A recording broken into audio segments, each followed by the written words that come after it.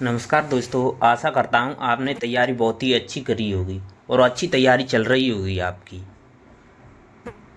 आपके लिए हम मॉडल पेपर लेके आए हैं। आप अपनी तैयारी को जांचने के लिए, अपनी प्रिपरेशन देखने के लिए आप मॉडल पेपर ज़रूर लगाएं और अपने साथ नोटबुक और पेन रखें, जिससे आप उत्तर लगाएं, उसका लिखें, फिर उसके बाद चेक करें कि आपने कितना स्कोर किया है। हम आपके लिए फर्स्ट पेपर, प्रथम प्रश्न पत्र फर्स्ट ग्रेड का मॉडल पेपर है, जो आज 6वां मॉडल पेपर है, जिसमें आपके लिए बहुत ही रामबाण साबित होने वाले क्वेश्चन लेके आए हैं, जो वेरी वेरी इंपॉर्टेंट क्वेश्चन है, जो आपके लिए बहुत ही अच्छे क्वेश्चन हैं। इन मॉडल पेपरों में आपके लिए जो साइकोलॉजी के क्वेश्चन हैं वो आपको नहीं मिलेंगे। वो साइकोलॉजी के क्वेश्चनों की वीडियो अलग से हम लेके आएंगे। इन 75 क्वेश्चनों में आपको साइकोलॉजी के क्वेश्चन नहीं मिलेंगे। वैसे तो आपको इन्हीं 75 प्रश्नों में फर्स्ट पेपर में ही साइकोलॉजी के प्रश्न आएंगे, लेकिन हमने इन मॉडल पेपरों में साइकोलॉजी के प्रश्न नहीं रखे हैं, वो अलग से रखे हैं। साइकोलॉजी के प्रश्न अलग से रखे हैं, तो इन मॉडल पेपरों में साइकोलॉजी के प्रश्न नहीं है। और इन मॉडलों में 75 प्रश्न हैं जो आपके लिए रामबाण साबित होंगे। आज की क्लास का मोटिवेशन है, जीत कर दिखाओ उनको जो तुम्हारी हार का इंतजार कर रहे हैं। दोस्तों, जीत कर दिखाओ उनको जो तुम्हारी हार का इंतजार कर रहे हैं। अपनी मेहनत को करते रहें, अपनी तैयारी को जारी रखें। आज की क्लास का मॉडल पेपर शुरू करते हैं। इस मॉडल पेपर का पहला प्रश्न आपकी स्क्रीन पर है।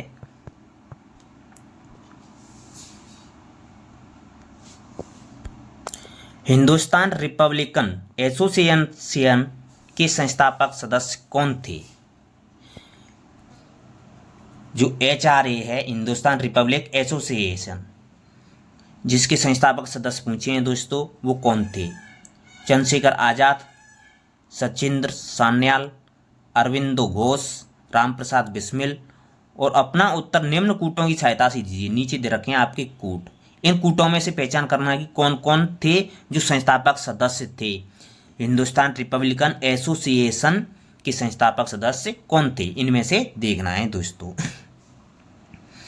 तो हिंदुस्तान रिपब्लिक एसोसिएशन की स्थापना 1924 में की गई थी। कब की गई थी? 1924 में की गई थी, कानपुर में की गई थी। जिसके सदस्य थे सचिंद्र सान्याल थे, यदु गोपाल मुखर्जी थे, रामप्रसाद बिस्मिल थे, योगेश चंद्र चटर्जी थे, अशफाक उल्ला खां थे, सचिंद्र बख्शी थे। ये सभी इसके संस्थापक सदस्य थे। आपका सही जवाब हो जाएगा ऑप्शन द, A, B और D। चंद्रशेखर आजाद, सचिंद्र सान्याल और रामप्रसाद बिस्मिल। जो अरविंद घोष थे, इसके संस्थापक सदस्य नहीं थे। आपका सही जवाब हो जाएगा ऑप्शन द। अगला सवाल है आपका, बहिष्कृत भारत पत्रिका किसने प्रारंभ की थी? भंडाजी ने, मोहनदास करमचंद गांधी जी ने, ज्योतिबा फूले ने, भीमराव अंबेडकर ने। अनुत्तरित प्रश्न। आपका सही जवाब होगा डॉक्टर भीमराव अंबेडकर ने। बहिष्कृत भारत पत्रिका की प्रारंभ किया था वो भीमराव अंबेडकर ने किया था 1927 में।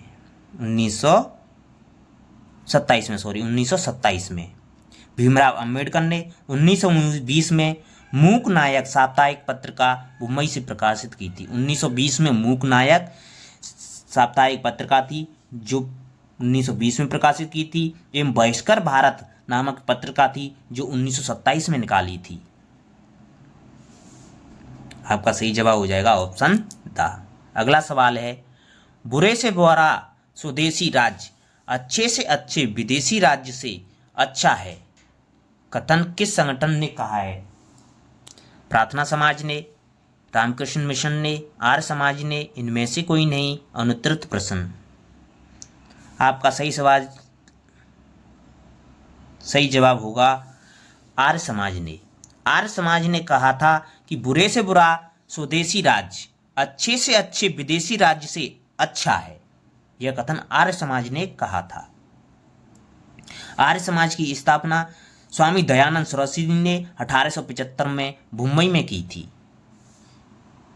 जिसका मुख्यालय लाहौर में स्थानांतरित कर दिया गया था 1877 में।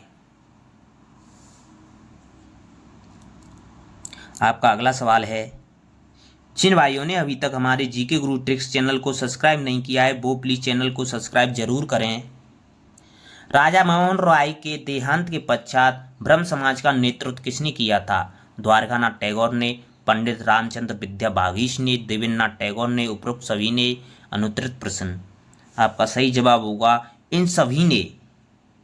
द्वारकानाथ टैगोर ने, पंडित रामचंद्र विद्यावागीश ने, देवेंद्रनाथ टैगोर ने, इन सभी ने राजा राममोहन राय के देहांत के मृत्यु के बाद ब्रह्म समाज का नेतृत्व किया था। आपका अगला सवाल है, निम्न में से कौन सा एक राजा राममोहन राय द्वारा स्थापित और संपादित समाचार पत्र था? द कलकत्ता गजट, मिरात उल अखबार, हरिजन, द भारत मेहर। आपका सही जवाब होगा मिरात उल अखबार है, वो राजा राममोहन द्वारा स्थापित और संस्थापित समाचार पत्र है, मिरात उल अखबार। आपका अगला सवाल है, निम्नलिखित में से आत्मीय सभा के संस्थापक कौन थे? आत्माराम पांडुरंग, केशव चंद्र सेन, राजा राममोहन राय, स्वामी दयानंद सरस्वती? अनुत्तरित प्रश्न। आपका सही जवाब होगा राजा राममोहन राय थे, वो आत्मीय सभा के संस्थापक थे। ऑप्शन सा आपका सही जवाब हो जाएगा, ऑप्शन सा। आपका अगला सवाल है, बारदौली सत्याग्रह किए जाने का कारण क्या था? अकाल राहत कार्यों का अभाव, अकाल के बावजूद लगान वसूल का जारी रहना, कृषकों की भूमि का सरकार द्वारा अधिग्रहण, बढ़ती हुई लागत, लगान दरों का विरोध? अनुत्तरित प्रश्न। आपका सही जवाब होगा बढ़ती हुई लगान दरों का विरोध। यह बारदौली सत्याग्रह का प्रमुख कारण बना था। ऑप्शन द आपका सही जवाब हो जाएगा, ऑप्शन द। आपका अगला सवाल है, जिन भाइयों ने अभी तक हमारे जीके गुरु ट्रिक्स चैनल को लाइक नहीं किया है वो प्लीज चैनल को लाइक जरूर करें।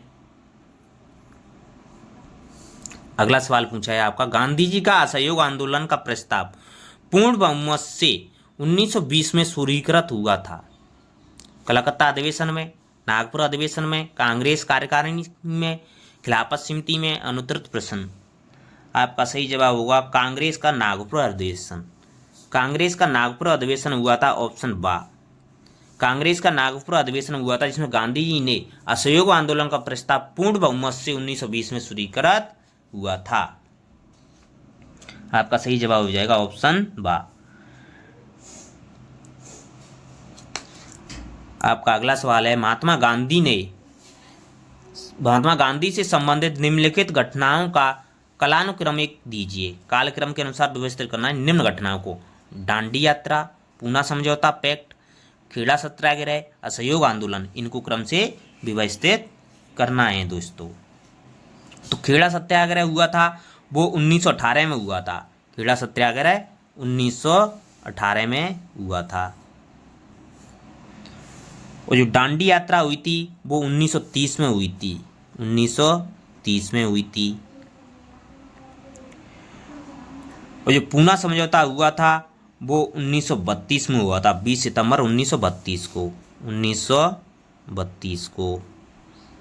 और असहयोग आंदोलन हुआ था वो 1920 को हुआ था। जमनालाल बजाज ने बहादुर शाह की उपाधि लौटा दी थी असहयोग आंदोलन के समय। तो ये 1920 में हुआ था। अब पूछा है कि इनको घटनाओं को काल क्रम के अनुसार व्यवस्थित करना है, क्रम से व्यवस्थित करना है। अब देख लो, पहले आएगा खेड़ा सत्याग्रह, उसके बाद असहयोग आंदोलन, उसके बाद दांडी यात्रा, उसके बाद पूना पैक्ट। ऐसे आएगा तो CDAB आपके ऑप्शन आ में दे रखे हैं, तो आपका सही जवाब हो जाएगा ऑप्शन आ।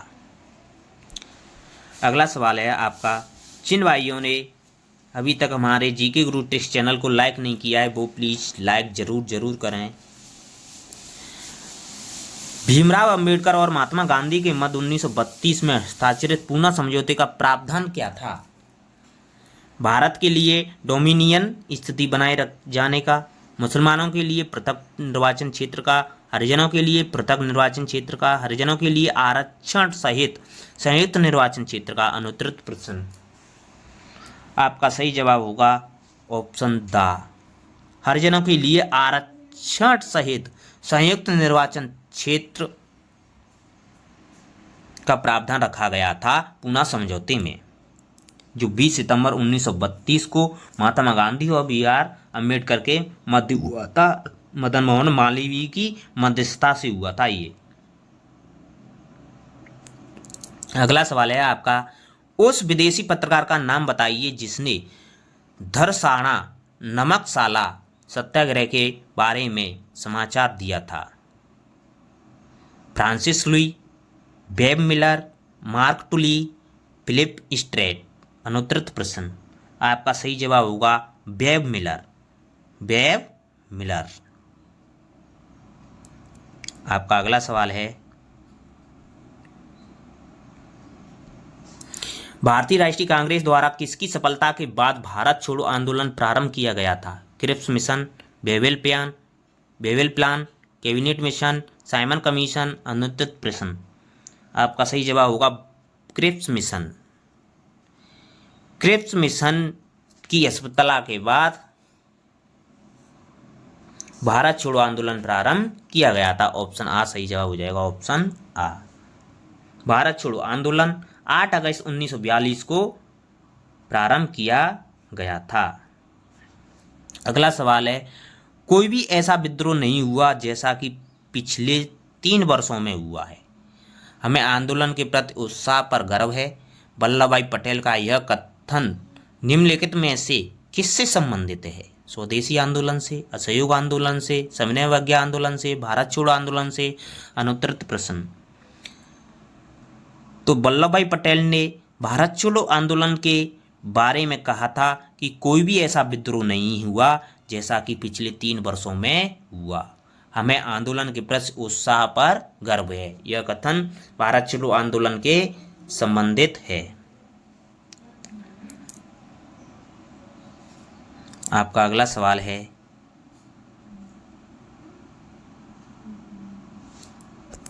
निम्नलिखित आंदोलन का सही अनुक्रम क्या है? आंदोलन दे रखे हैं, उनको सही अनुक्रम के अनुसार व्यवस्थित करना है।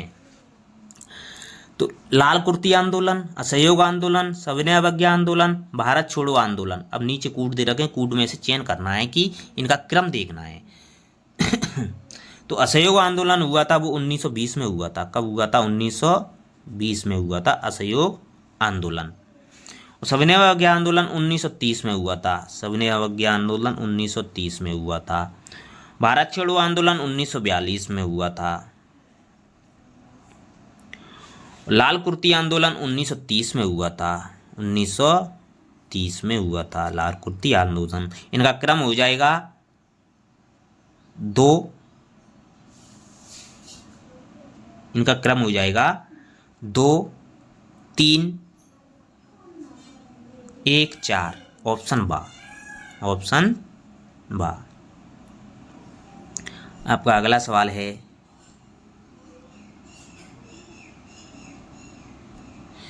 सुभाष बोस ने स्वतंत्र भारत की सरकार का उद्घाटन कहाँ पर किया था? सिंगापुर में, कलकत्ता में, टोक्यो में, रंगून में। अनुत्तरित प्रश्न।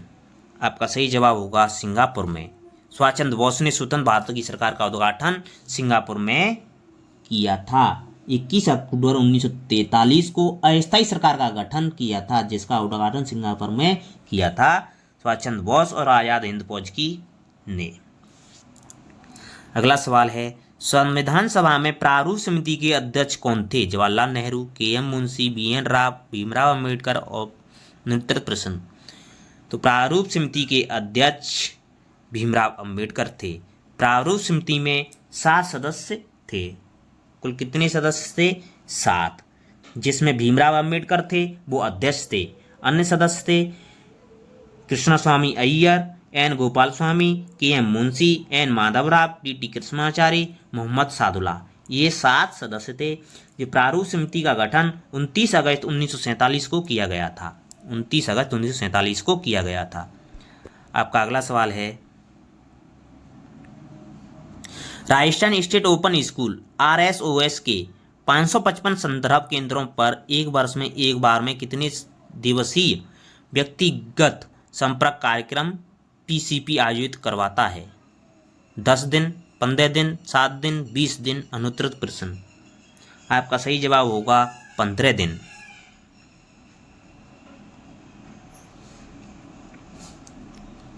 आपका अगला सवाल है, राजस्थान स्टेट ओपन स्कूल द्वारा प्रदान किए जाने वाले एकलव्य पुरस्कार में खंड स्तर पर प्रथम पुरस्कार राशि कितनी है? 21,000 रुपये, 11,000 रुपये, 5100 रुपये, 3100 रुपये? आपका सही जवाब होगा 5100 रुपये। खंड स्तर पर प्रथम पुरस्कार राशि 5100 रुपये है। राज्य स्तर पर 21,000 रुपये है, जिला स्तर पर 11,000 रुपये है और खंड स्तर पर 5100 रुपये है। यह कक्षा 10 और 12वीं के विद्यार्थियों हेतु पुरस्कृत राशि है। अगला सवाल है आपका, निम्नलिखित में से कौन सा राज्य पाठ्यांक मंडल के निष्पादन परिषद में शामिल नहीं है? संयुक्त प्रारंभिक शिक्षा निदेशक RSCERT, BSER अध्यक्ष, शासन सचिव, शिक्षा विभाग? अनुत्तरित प्रश्न। आपका सही जवाब होगा BSER अध्यक्ष है, वो राजस्थान पाठ्य पुस्तक मंडल की निष्पादन परिषद में शामिल नहीं है। अगला सवाल है आपका, वर्तमान में राजस्थान राज्य पाठ्य मंडल RSTB का अध्यक्ष कौन है? भजनलाल शर्मा, खेस सिंह, मदन दिलावर, प्रेमचंद बैरवा? अनुत्तरित प्रश्न। आपका सही जवाब होगा मदन दिलावर। मदन दिलावर हैं जो राजस्थान पाठ्य पुस्तक मंडल के अध्यक्ष हैं। आपका अगला सवाल है,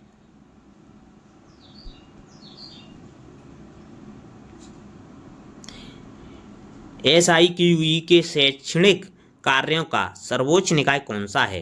राज्य शैक्षिक समूह, राज्य कार्यकारी समूह, राज्य परियोजना परिचालन समिति? इनमें से कोई नहीं। अनुत्तरित प्रश्न। आपका सही जवाब होगा ऑप्शन A, राज्य शैक्षिक समूह।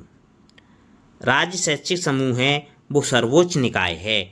SIQE के शैक्षणिक कार्यों का सर्वोच्च निकाय राज्य शैक्षिक समूह है। आपका अगला सवाल है,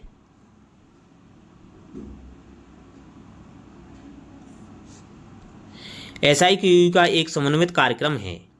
ABL, CCP, CCE?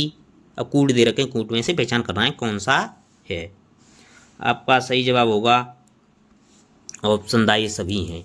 SIQE का समन्वित कार्यक्रम है, सभी हैं। ABL भी है, CCP है और CCE है। ऑप्शन दा आपका सही जवाब हो जाएगा।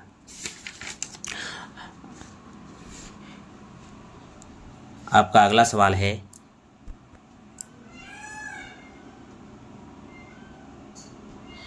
निम्न में से कौन सा कथन असत्य है? असत्य कथन देखना है दोस्तों। SIQE के संदर्भ में राज्य का सर्वोच्च अकादमिक निकाय राजस्थान माध्यमिक शिक्षा बोर्ड BSER है। SIQE परियोजना का संचालन माध्यमिक शिक्षा निदेशालय करता है। SIQE को तकनीकी समर्थन बोध शिक्षा समिति प्रदान करती है। कार्यक्रमों की रूपरेखा तय करने का कार्य स्कूल शिक्षा परिषद करता है। अनुत्तरित प्रश्न।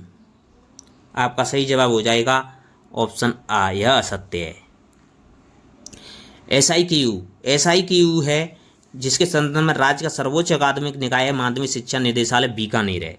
माध्यमिक शिक्षा निदेशालय बीकानेर है। SIQE की परियोजना का संचालन करता है RSCERT। स्कूल शिक्षा परिषद कार्यक्रमों की रूपरेखा तय करना है इसका। शोध समिति, शिक्षा समिति, बोध शिक्षा समिति तकनीकी समर्थन देना है इसको। अगला सवाल है आपका,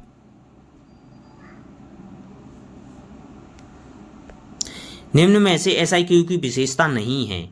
शिक्षण अधिगम सामग्री को रुचिकर बनाना, शिक्षक की भूमिका एक नियंत्रक के रूप में होती है, बच्चों के अनुभव, विचार और सक्रिय भागीदारी को प्राथमिकता, इनमें से बालकों द्वारा ज्ञान का निर्माण किया जाता है। अनुत्तरित प्रश्न, आपका सही जवाब हो जाएगा शिक्षक की भूमिका एक नियंत्रक के रूप में होती है। एसआईक्यू की विशेषता यह नहीं है कि शिक्षक की भूमिका एक नियंत्रक के रूप में होती है। ऑप्शन बा हो जाएगा, यह नहीं है। एसआईक्यू की विशेषताएं बाल केंद्रित शिक्षण की विशेषताएं होती हैं। बच्चों की आवश्यकता अनुसार शिक्षण कार्य करवाना, बच्चों के अनुभव, विचार एवं सक्रिय भागीदारी को प्राथमिकता देना, बच्चे पहल करके सीखते हैं इस पर जोर देना, शिक्षण योजना बच्चों की रुचि को ध्यान में रखना और समूह निर्धारण के साथ शिक्षण कार्य करवाना, बच्चों के गुणों को प्राथमिकता देना, बच्चों की सक्रियता को प्राथमिकता देना, बच्चों से फीडबैक लेकर मार्गदर्शन करें और परीक्षा के भय को दूर करें। बालक स्वयं ज्ञान का निर्माण करता है। शिक्षक की भूमिका नियंत्रक की नहीं, सुविधा प्रदाता की होती है, मार्गदर्शक की होती है। अगला सवाल है आपका, शिक्षा दर्शन कार्यक्रम में कक्षा 1 से 8 तक के लिए प्रसारण समय कितना है? 120 मिनट, 195 मिनट, 75 मिनट, 45 मिनट। आपका सही जवाब होगा 75 मिनट। 75 मिनट है शिक्षा दर्शन कार्यक्रम के कक्षा 1 से 8 तक के लिए प्रसारण समय दिया गया है 75 मिनट का। शिक्षा दर्शन कार्यक्रम है जिसकी शुरुआत 1 जून 2020 को की गई थी। शिक्षा दर्शन की शुरुआत कब की गई थी? 1 जून 2020 को की गई थी, जिसका ध्येय वाक्य था बच्चों देखो ज्ञान बढ़ाओ, पढ़ते जाओ बढ़ते जाओ। ये इसका ध्येय वाक्य था। क्या था? बच्चों देखो ज्ञान बढ़ाओ, पढ़ते जाओ बढ़ते जाओ। और स्माइल कार्यक्रम चलाया गया था शिक्षा वाणी, शिक्षा दर्शन, ये स्माइल कार्यक्रम के अंतर्गत चलाए गए थे, जिसका प्रसारण चैनल डीडी राजस्थान पर निःशुल्क किया गया था। प्रसारण का समय था 195 मिनट। स्माइल का प्रसारण का समय था 195 मिनट, 3 घंटे 15 मिनट। आपका अगला सवाल है,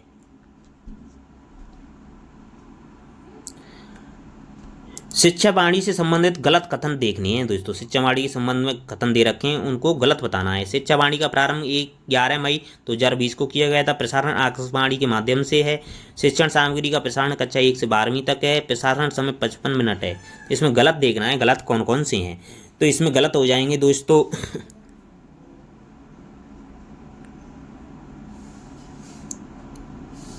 सभी सही हैं दोस्तों, एक भी गलत नहीं है,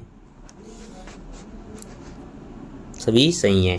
जो शिक्षा वाणी का प्रारंभ है 11 मई 2020 को किया गया था। प्रसारण आकाशवाणी के माध्यम से किया जाता है। शिक्षण सामग्री प्रसारण है वो 1 से 12वीं तक की कक्षा के लिए। प्रसारण समय है वो 55 मिनट है। ये सभी सही हैं, इसमें गलत एक भी नहीं है, तो ऑप्शन हो जाएगा आपका द। आपका अगला सवाल है,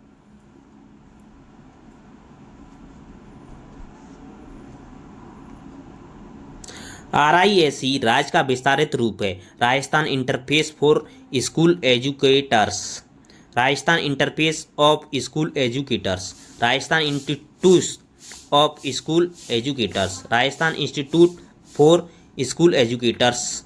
अनुत्तरित प्रश्न, आपका सही जवाब होगा ऑप्शन आ, Rajasthan interface for school educators.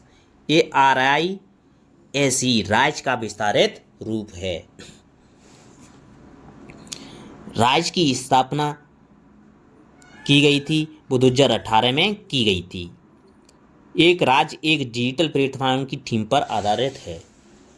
अगला सवाल है आपका, राज्य दीक्षा राज्य के पोर्टल का मुख्य उद्देश्य एक उच्च गुणवत्ता वाला प्लेटफॉर्म प्रदान करना है जो निम्नलिखित में से किसे सशक्त करेगा? प्रधानाध्यापक को विद्यालय समस्याओं के समाधान हेतु, शिक्षा अधिकारियों को विद्यालय प्रगति की निगरानी हेतु, अध्यापकों को उनके व्यक्तिगत एवं व्यावसायिक विकास के उन्नयन हेतु, विद्यार्थियों को पाठ्यपुस्तक के अधिगम हेतु व्याख्या करना। अनुत्तरित प्रश्न, आपका सही जवाब हो जाएगा जो दीक्षा राज्य है वो अध्यापकों को उनके व्यक्तिगत एवं व्यावसायिक विकास के उन्नयन हेतु चलाया गया कार्यक्रम है दीक्षा राज्य। ऑप्शन सा आपका सही जवाब हो जाएगा।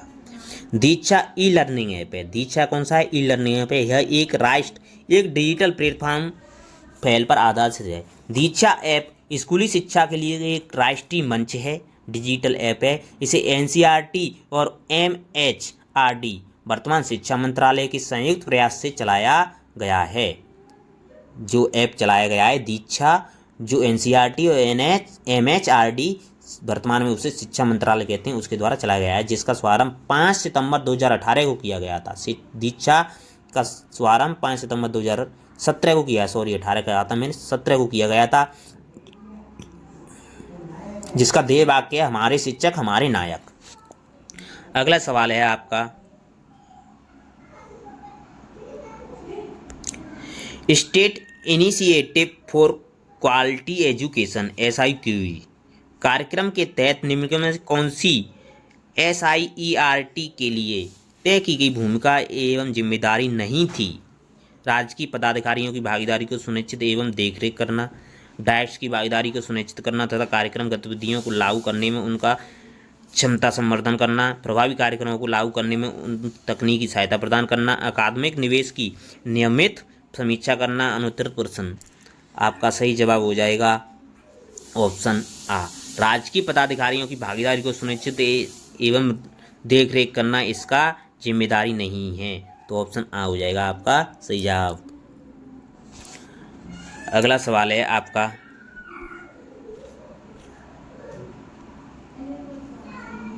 निम्नलिखित में से राजस्थान की सबसे लंबी नदी कौन सी है? अब राजस्थान जी के आगे दोस्तों सबसे लंबी नदी पूछिए, खारी है, चंबल है, लूनी है, बनास है। अनुत्तरित प्रश्न आपका सही जवाब हो जाएगा चंबल नदी है, वो राजस्थान की सबसे लंबी नदी है। चंबल का प्राचीन नाम चर्मवती है, जिसकी लंबाई 965 या 966 किलोमीटर है, जो मध्य प्रदेश, राजस्थान और उत्तर प्रदेश में बहती है। अगला सवाल है आपका, निम्नलिखित में राजस्थान की किस झील में मेंथा नदी का विलय हो जाता है? अनासागर झील में, सामर झील में, पिछोला झील में, डीडबना झील में। अनुत्तरित प्रश्न आपका सही जवाब होगा ऑप्शन बा, सामर झील में। सामर झील में मेंथा नदी का विलय हो जाता है। मेंथा नदी का उद्गम मनोहरपुरा की पहाड़ी जयपुर से उद्गम होता है, जिसका प्रभाव होता है वो जयपुर, डीडबना, कुचामन के तहत होता है, जिसका समाप्त सामर झील में हो जाता है। समाप्ति स्थल सामर नदी में जाने वाली नदियाँ हैं वो 4 नदियाँ हैं, खारी, खंडेला, तुरमती और रूपनगढ़ और मेंथा। ये नदियाँ हैं जो सामर झील में गिरने वाली नदियाँ हैं। आपका अगला सवाल है, जवाहर सागर बांध किस नदी पर बना हुआ है? भांडी नदी पर, चंबल नदी पर, माही नदी पर, साबरमती नदी पर। तो जवाहर सागर बांध है वो चंबल नदी पर बना हुआ है। किस पर बना हुआ है? ऑप्शन बा आपका सही जवाब हो जाएगा चंबल नदी पर। चंबल नदी पर 165 किलोमीटर की दूरी पर 4 बांध बनाए गए हैं। एक सो गांधी सागर बांध है जो MP में है, उस राणा प्रताप सागर बांध है चित्तौड़गढ़ में, जवाहर सागर बांध है कोटा में, कोटा बैराज है कोटा में। ये चंबल नदी पर बनाए गए बांध हैं। राजस्थान का जल भराव में सबसे बड़ा बांध है वो राणा प्रताप सागर बांध है जो चित्तौड़गढ़ में है।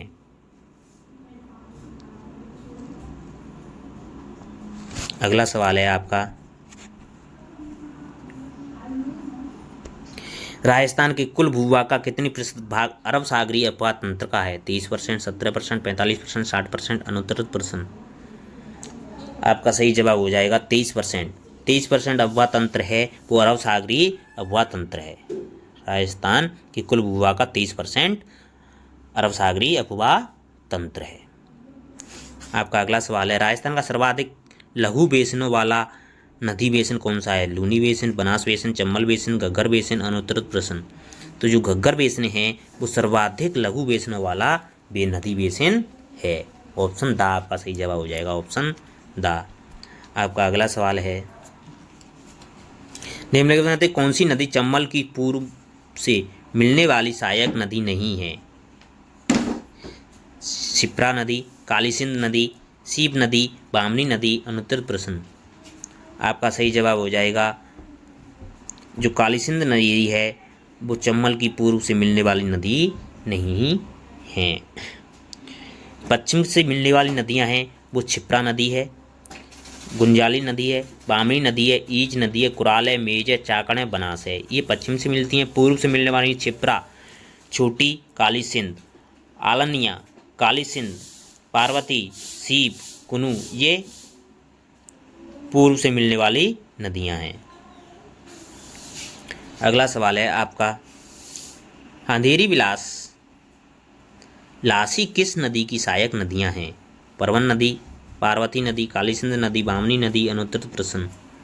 आपका सही जवाब हो जाएगा काली सिंध नदी। काली सिंध नदी है अंधेरी, विलास, लासी काली सिंध नदी की सहायक नदियां हैं। आपका अगला सवाल है, राजस्थान में सर्वाधिक वार्षिक तापमान अंतर कौन से जिलों में पाया जाता है? जैसलमेर में, बाड़मेर में, चूरू में, झालावाड़ में, अनुत्तरित प्रश्न। आपका सही जवाब हो जाएगा चूरू में।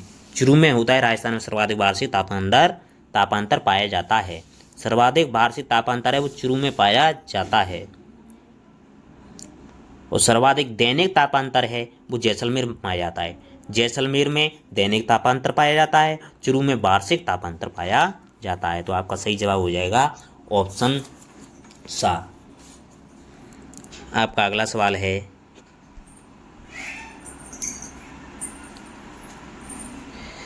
निम्न में से सही कथन है। कथन दे रखे हैं दोस्तों, उनमें देखना है कौन कौन से कथन सही है। अरावली राजस्थान में दक्षिण पश्चिम से उत्तर पूर्व की ओर विकर्ण के रूप में स्थित है। अरावली राजस्थान में वर्षा के वितरण को प्रभावित नहीं करती है। अरब सागरीय मानसूनी पवनों के अरावली समांतर होती है, जिससे राजस्थान में खूब वर्षा होती है। अब कूट दे रखे हैं, देखना है कौन कौन से सही हैं। तो इसमें अरावली राजस्थान के दक्षिण पश्चिम से उत्तर पूर्व की ओर विकर्ण के रूप में स्थित है, ये तो सही है दोस्तों। अरावली राजस्थान में वर्षा के वितरण को प्रभावित नहीं करती, नहीं प्रभावित करती है वर्षा के वितरण को, तो ये गलत हो जाएगा। अरब सागरीय मानसूनी पवनों की अरावली समांतर होती है, जिससे राजस्थान में खूब वर्षा होती है, नहीं ये भी गलत है। तो आपका सही जवाब पूछा है, सही कथन पूछा है, तो सही पहला ही है, तो केवल एक सही है, तो ऑप्शन सा हो जाएगा आपका सही जवाब। आपका अगला सवाल है,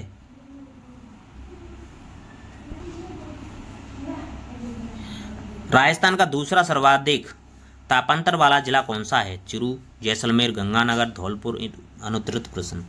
आपका सही जवाब हो जाएगा धौलपुर। धौलपुर है राजस्थान का दूसरा सर्वाधिक तापांतर वाला जिला है।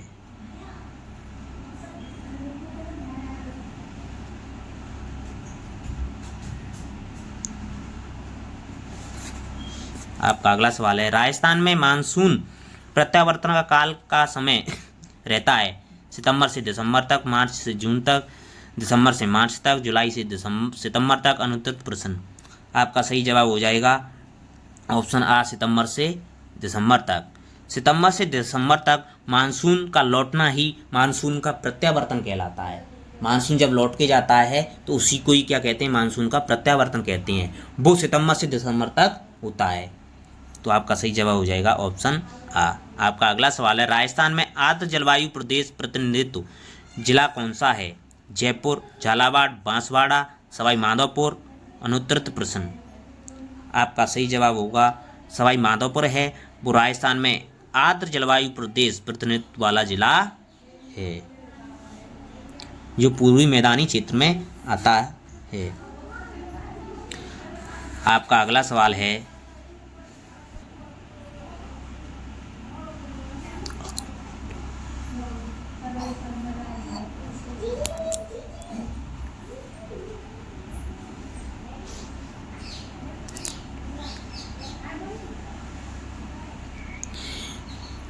थानवेट के अनुसार नीचे दिए गए राजस्थान के मानचित्र में कौन सा जलवायु प्रदेश दर्शाया गया है? जो जलवायु प्रदेश है उसको देखना है दोस्तों, कौन सा दर्शाया गया है। ये जो जिसमें कट लग रहा है ये कौन सा है? DA-W, CA-W, DV-W, EA-W, EA-D कौन सा है जलवायु प्रदेश थानवेट के अनुसार? यह थानवेट के अनुसार ये जलवायु प्रदेश है वो है EA-D। EA-D ऑप्शन दा हो जाएगा आपका सही जवाब। थानवेट ने राजस्थान की जलवायु को 4 भागों में बांटा था। कितने भागों में बांटा था? 4 भागों में। एक तो दिया था EA-D-W, EA-W, B D B dash W, D A dash W, C A dash W, ये 4 दिए थे, जिनमें से पूछा है वो ई ए डैश डी है, जिसको कहते हैं शुष्क उष्ण जलवायु प्रदेश, शुष्क उष्ण जलवायु प्रदेश। आपका अगला सवाल है,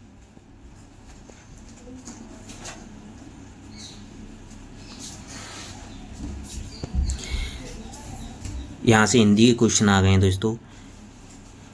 किस विकल्प में सभी शब्दों में उपसर्ग तथा प्रत्यय दोनों का प्रयोग हुआ है? आबाल वृद्ध, अपकीर्ति, झगड़ालू, ससुराल, अलौकिकता, प्रशासनिक, अनुकरणीय, निश्चल, अनुत्तरित प्रश्न। आपका सही जवाब होगा ऑप्शन सा, अलौकिकता एवं प्रशासनिक में उपसर्ग और प्रत्यय दोनों में प्रयोग किया गया है। अगला सवाल है, प्रत्यय की दृष्टि से असुमेलित विकल्प का चयन कीजिए। सुमेलित नहीं है, मानव प्लस ही मानवी, मृत प्लस अक मारक, राधा प्लस ये राधे, विष प्लस एला विषैला, अनुत्तरित प्रश्न। आपका सही जवाब होगा विष प्लस एला विषैला, यह सुमेलित नहीं है, यह गलत है।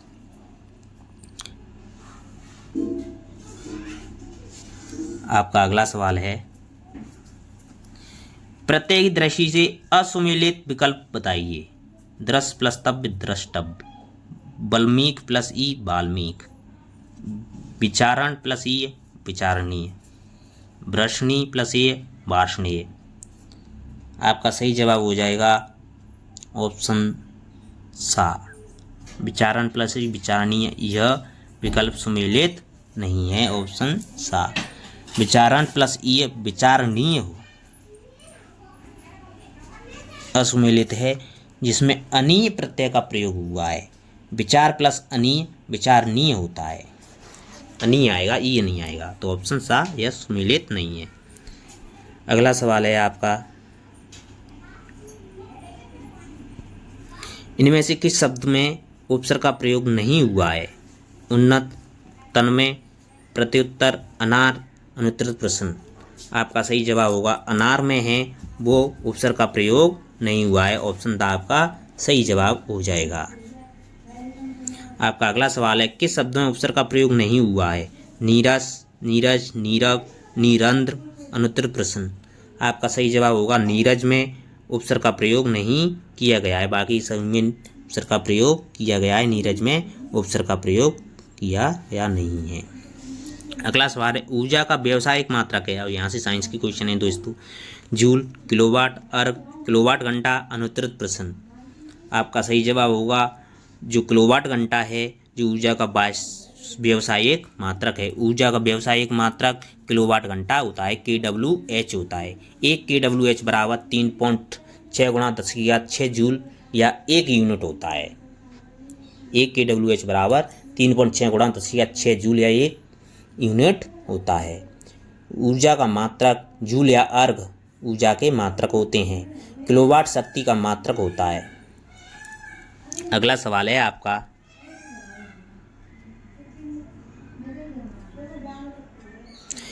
सौ वाट का बल्ब प्रतिदिन 6 घंटे उपयोग किया जाता है। बल्ब द्वारा एक दिन में खर्च की गई ऊर्जा ज्ञात करनी है। 100 वाट का बल्ब है। 6 kWh, 0.06 kWh, 0.6 kWh, 60 kWh, अनुत्तरित प्रश्न।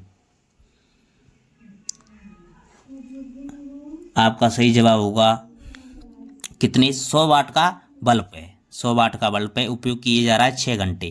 कहते ऊर्जा, ऊर्जा बराबर होता है शक्ति गुणा समय। शक्ति गुणा समय लगा देंगे तो आपका हो जाएगा 1000, का भाग दे देंगे किलोवाट में बनाएंगे तो वाट को, तो 100 वाट को हो जाएगा 0.1 किलोवाट। 0.1 किलोवाट गुणा 6, 0.1 गुणा 6 आपका हो जाएगा 6.6 किलोवाट। ऑप्शन सा आपका सही जवाब हो जाएगा। ऑप्शन सा। आपका अगला सवाल है, निम्न में से अदिश राशि है दाब, बल, कार्य, वेग, त्वरण, ऊर्जा, कूट दे रखे, कौन कौन सी हैं वो अदिश राशि हैं वो देखना है। अदिश राशि तो अदिश राशि है वो दाब एक अदिश राशि है। कार्य है वो अदिश राशि है। ऊर्जा वह वो अदिश राशि है। बाकी सभी सदिश राशि हैं। तो आपका सही जवाब 1 3 6, 1 3 6 ऑप्शन आपका सही जवाब हो जाएगा। आपका अगला सवाल है,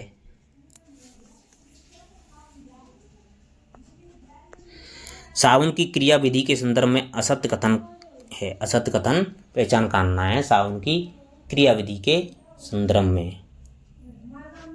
साबुन कार्बोक्सिलिक अम्लों से कमलों के सोडियम एवं पोटेशियम लवण होते हैं। साबुन मेल के साथ मिसेल बनाते हैं।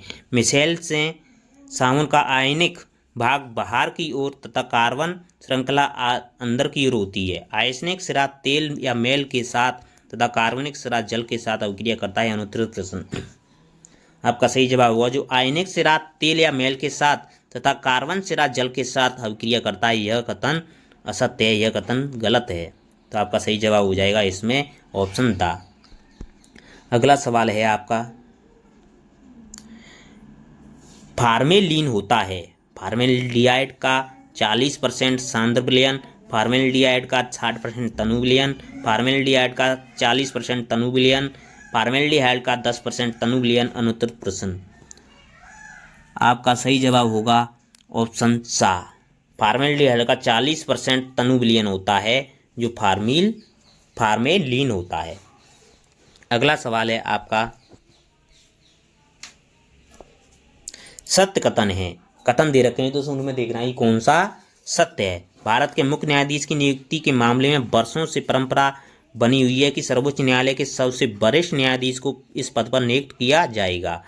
दूसरा कथन है आपका, 1973 और 1976 में इस परंपरा को तोड़ा गया था। अब कूट देखने कौन से सही कथन हैं। तो इसमें भारत के मुख्य न्यायाधीश की नियुक्ति के मामले में वर्षों से परंपरा बनी हुई है, सर्वोच्च न्यायालय के सबसे वरिष्ठ न्यायाधीश को पद पर नियुक्त किया जाएगा, यह तो सही है दोस्तों। 1973-76 के इस परंपरा को तोड़ा गया था, नहीं ये गलत है, ये गलत है। 1973 और 1975 में इस परंपरा को तोड़ा गया था, 1975 में, तो ये गलत है। दो तो एक सही है, दूसरा गलत है। ऑप्शन आ हो जाएगा आपका सही जवाब। आपका अगला सवाल है, सर्वोच्च न्यायालय का क्षेत्राधिकार है मौलिक, अपीलीय, परामर्श संबंधी। सही उत्तर का चयन करना है दोस्तों। 1 2 3, 1 और 2, 2 और 3, 1 और 2। अनुत्तरित प्रश्न सर्वोच्च न्यायालय का क्षेत्राधिकार पूछा है दोस्तों। आपका सही जवाब हो जाएगा ऑप्शन आ। तीनों ही हैं वो सर्वोच्च न्यायालय क्षेत्राधिकार में आते हैं। मौलिक भी आता है, अपीली भी होता है, परामर्शदात्री भी होता है। ऑप्शन आ आपका सही जवाब हो जाएगा, ऑप्शन आ। आपका अगला सवाल है, संविधानतः अध्यादेश प्रख्यापित करना राष्ट्रपति की कार्यवाही क्या है? शक्ति है, कृत्य है, अधिकार है, निर्देश है। अनुत्तरित प्रश्न आपका सही जवाब हो जाएगा आपका शक्ति। संविधानतः अध्यादेश प्रख्यापित करना राष्ट्रपति की एक शक्ति होती है, शक्ति होती है। तो आपका सही जवाब हो जाएगा ऑप्शन आ। आपका अगला सवाल है, मंत्रिपरिषद में फेरबदल का अधिकार है प्रधानमंत्री का, राष्ट्रपति का, स्पीकर का। अनुत्तरित प्रश्न आपका सही जवाब होगा ऑप्शन आ, प्रधानमंत्री का। मंत्रिपरिषद में फेरबदल का अधिकार प्रधानमंत्री का होता है। आपका अगला सवाल, निम्नलिखित में किसका कार्यकाल भारत सरकार में मंत्री के रूप में सर्वाधिक अवधि के लिए रहा है? विद्याचरण शुक्ल, चौधरी चरण सिंह, जगजीवन राम, रामविलास पासवान। आपका सही जवाब होगा जगजीवन राम का। जगजीवन राम हैं जिनका कार्यकाल भारत सरकार में मंत्री के रूप में सबसे अधिक रहा है। कैबिनेट मंत्री के रूप में सर्वाधिक कार्यकाल जगजीवन राम का रहा है, जो 32 वर्ष तक रहा है, लगभग 32 वर्ष तक रहा है। जबकि सबसे कम कार्यकाल है वो हंसराज खन्ना का है, 5 दिन का कार्यकाल रहा है। हंसराज खन्ना का सबसे कम है और जगजीवन राम का सर्वाधिक अवधि का कार्यकाल है। अगला सवाल है आपका, विकास ने कहा वह लड़का मेरी माताजी के पति का पौत्र है, मेरा कोई भाई और बहन नहीं है। लड़का विकास से किस प्रकार संबंधित है? ये रक्त ब्लड रिलेशन का संबंध है दोस्तों, ब्लड रिलेशन का संबंध है। तो इसमें आपका सही जवाब हो जाएगा बेटा। क्या हो जाएगा? बेटा।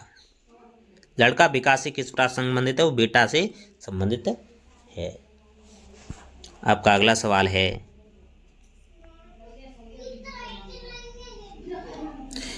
एक की ओर देखकर बी ने कहा, एक की ओर देख करके बी ने कहा, तुम्हारी माँ मेरी माँ की छोटी बहन है। तदनुसार ए का बी से क्या संबंध है? रक्त रिलेशन का संबंध है दोस्तों। तो ए ने बी की ओर इशारा कर दोगे कि तुम्हारी माँ मेरी माँ की छोटी बहन है। तो ए और बी का क्या हो जाएगा? मौसी भाई भाई हो जाएंगे। तो ऑप्शन सा हो जाएगा आपका सही जवाब, ऑप्शन सा। अगला सवाल है आपका,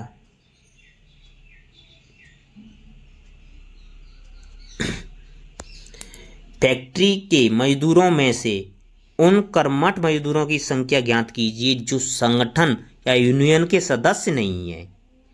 संगठन या यूनियन के सदस्य नहीं है, उनको देखना है कि फैक्ट्री में कि मजदूरों में उन कर्मठ मजदूरों की संख्या ज्ञात करनी है जो यूनियन में नहीं है। तो यूनियन को छोड़ करके जो मजदूर हैं उनको देखना है दोस्तों। यूनियन को छोड़ करके जो मजदूर दे रखे हैं आपके, दे रखे हैं 5। कितने हैं? 5। कर्मठ मजदूरों की संख्या कितनी है? 5। तो आपका सही जवाब हो जाएगा ऑप्शन आ, 5। अगला सवाल है आपका,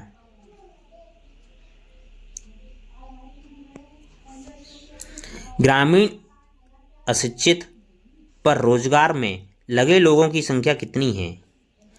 ये दे रखे हैं बेनारेक, इसमें से दिख रहे हैं ग्रामीण अशिक्षित हैं, शिक्षित, नियुक्त और ग्रामीण, ये दे रखे हैं डायग्राम में। ग्रामीण अशिक्षित पर रोजगार में लगे लोगों की संख्या कितनी है ये देखना है।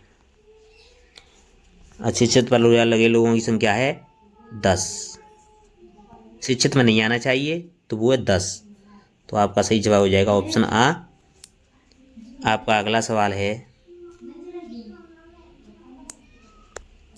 निम्नलिखित अक्षर श्रृंखला में कौन सा अक्षर बाईं ओर से 13वें अक्षर के दाएं ओर छठा अक्षर है? श्रृंखला दे रखी है जिसमें बाईं ओर से 13वें के अक्षर के दाईं ओर छठा अक्षर पूछा है। तो दाईं ओर छठा अक्षर पूछा है तो आपका इसमें छठा अक्षर हो जाएगा जी। क्या हो जाएगा? छठा अक्षर जी हो जाएगा, छठा अक्षर, ऑप्शन सा। अगला सवाल है, सम संख्या के बाद और विषम संख्या के पहले कितने 8 हैं? सम संख्या के बाद और विषम संख्या से पहले कितने 8 हैं? सम संख्या के बाद विषम संख्या से पहले, तो सम संख्या के बाद विषम संख्या से पहले 1 हो गया, सम संख्या के बाद विषम संख्या से पहले, सम संख्या के बाद विषम संख्या से पहले 1 2 हो गया, सम संख्या के बाद विषम संख्या से पहले 2 हो गए। कितने हो गए? 2। आपका सही जवाब हो जाएगा ऑप्शन सा, 2 हो गए। अगला सवाल है आपका, एक फोटोग्राफ की ओर इशारा करते हुए शोभा ने कहा, वह मेरी माता के पिता का इकलौता ग्रैंडसन है। फोटोग्राफ वाले आदमी से क्या संबंध है? शोभा इशारा कर रही है कि वह मेरी माता के पिता का इकलौता ग्रैंडसन है। तो फोटोग्राफ वाले आदमी से शोभा का क्या संबंध है ये देखना है दोस्तों। तो उसका संबंध हो जाएगा आपका कजन का। किसका हो जाएगा? कजन, चचेरा का हो जाएगा कजन, ऑप्शन आ। आपका अगला सवाल है, कौन सी उत्तर आकृति दूध बकरी गाय मुर्गी के बीच सही संबंध दर्शाती है? ये आकृति दे रखी है, दूध बकरी गाय और मुर्गी, दूध बकरी गाय और मुर्गी। तो गाय दूध के अंदर आ जाएंगे साहब गाय और बकरी। गाय और बकरी क्या देती है? दूध। गाय और बकरी क्या देती है? दूध। और मुर्गी हो जाएगी अलग। तो ऑप्शन सा हो जाएगा आपका सही जवाब। आपका अगला सवाल है, -24/20 का परमेय समतुल्य है जिसका हर 25 हो। परमेय तो समतुल्य देखना है -24/20। अब -24/20 को कर देंगे तो -6/4, 6/5 हो जाएगा, -6 कितना हो जाएगा 5, -6/5 हो जाएगा। वो हर 25 बनाने के लिए अंश और हर में 5 का गुणा कर देंगे। अंश और में क्या कर देंगे 5 का गुणा कर देंगे, अंश और में 5 का गुणा कर देंगे तो आपका हो जाएगा 5 के 30 -30/-25 वो -30/25। तो आपका सही जवाब हो जाएगा ऑप्शन आ। ऑप्शन आ आपका सही जवाब हो जाएगा। अगला सवाल है अनवसानी आवर्ती संख्या 0.123 पे बार है, बराबर भिन्न है, इसके बराबर कौन सी भिन्न है, इसमें देखना है दोस्तों। तो इसमें क्या करते हैं दोस्तों, अगर पॉइंट के बाद जितने भी अंक दे रखे हैं उन सबको लिख लो ऐसे 123 माइनस जिन पे बार नहीं है उसको घटा दो, ओपन में लिख दो कितने पे बार दे रखा है, कितनी संख्याएं पॉइंट के बाद कितने पे बार है, तो 1 पे बार है तो 1 9 लिखेंगे, और कितनी संख्याएं टोटल 3 है जिन पे बार नहीं है उनकी क्या बना देंगे 0 बना देंगे। अब इसको घटा करके लिखेंगे तो आपका 111/900 111/900 आ जाएगा। इसको काटेंगे तो आपका आ जाएगा 37/300 37/300 तो आपका सही जवाब हो जाएगा ऑप्शन सा 37/300। आपका अगला सवाल है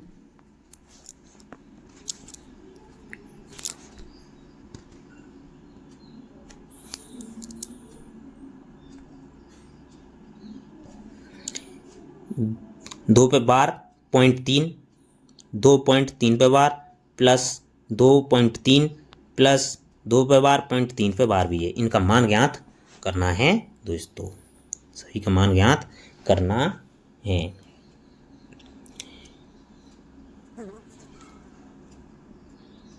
तो इसमें आपका मान आएगा 1.26, क्या आएगा 1.26, ऑप्शन ही नहीं दे रखे दोस्तों, ये मिसप्रिंट हो गया है सवाल, क्या हो गया है मिसप्रिंट, इसमें ऑप्शन ही नहीं आए हैं।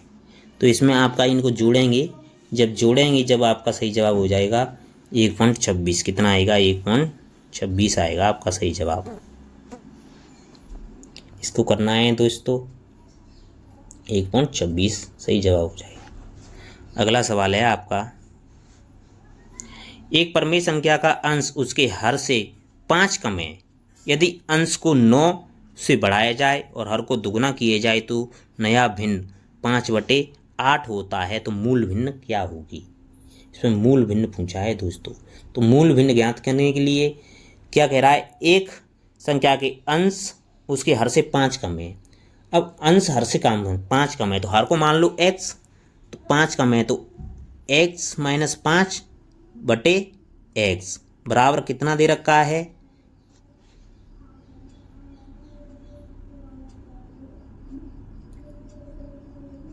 9, तो 9 है तो एक तो हो जाएगा 4 हो जाएगा, तो 4 5/8 तो आपका हो जाएगा सही जवाब 11/16 हो जाएगा। आपका अगला सवाल है 7√5 को 2√5 से गुणा करें तो क्या आएगा। इन दोनों को मल्टीप्लाई करेंगे तो 14 × 5 क्या आ जाएगा आपका 17 आ जाएगा, ऑप्शन दा। अगला सवाल है इंग्लिश के यहाँ से, he is doing his MA from खाली जगह university in England and the a no article अनुत्तरित प्रश्न।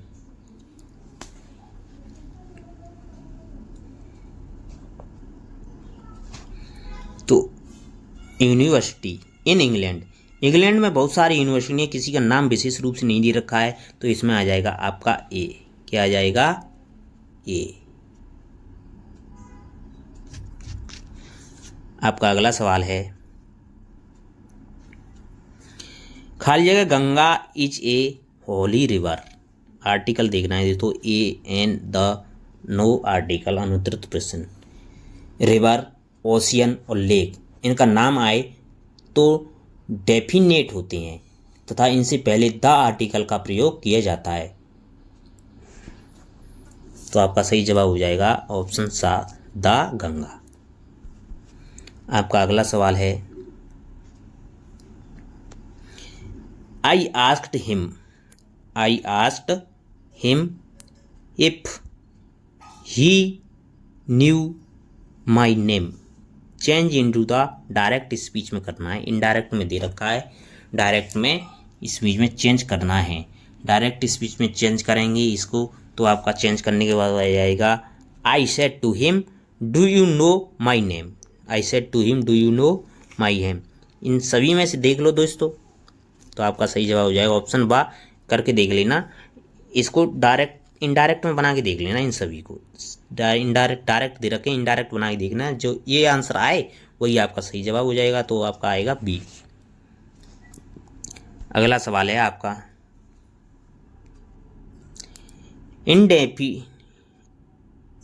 Identify the correct indirect form. Indirect form देखनी है। सी सेड इन्वर्टर कोमा है I would like to see it. She said that he had like to see it. She said that she would like to see it. She said she had been liking to see it। she said that she liked to see it। अनुत्तरित प्रश्न, तो इसमें आपका हो जाएगा she said that। she said that I first person के अनुसार change तो सी would like see it। तो ऑप्शन बा हो जाएगा आपका सही जवाब। आपका अगला सवाल है, इस मॉडल पेपर का अंतिम सवाल है दोस्तों। Choose the correct active sentence for the given passive sentence. These doors must be shut. इसका पैसिव बनाना है दोस्तों। You are requested to shut these doors. You must shut their doors. You will shut the doors. You are ordered to shut the doors. अनुत्तरित प्रश्न, तो इसमें passive बनाना है दोस्तों। पैसिव बनाएंगे तो इसका हो जाएगा you must shut these doors.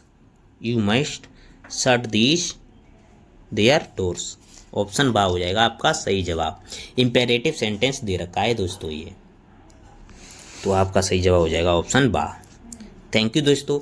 अगर आपको वीडियो पसंद आई हो तो चैनल को लाइक करें और अधिक से अधिक शेयर करें, और अपनी प्रिपरेशन जांच ली होगी आपने तो आपको पता चल गया होगा कि हम कितना स्कोर कर पा रहे हैं। ऐसे ही मॉडल पेपर देते रहें और अपनी तैयारी को जारी रखें दोस्तों।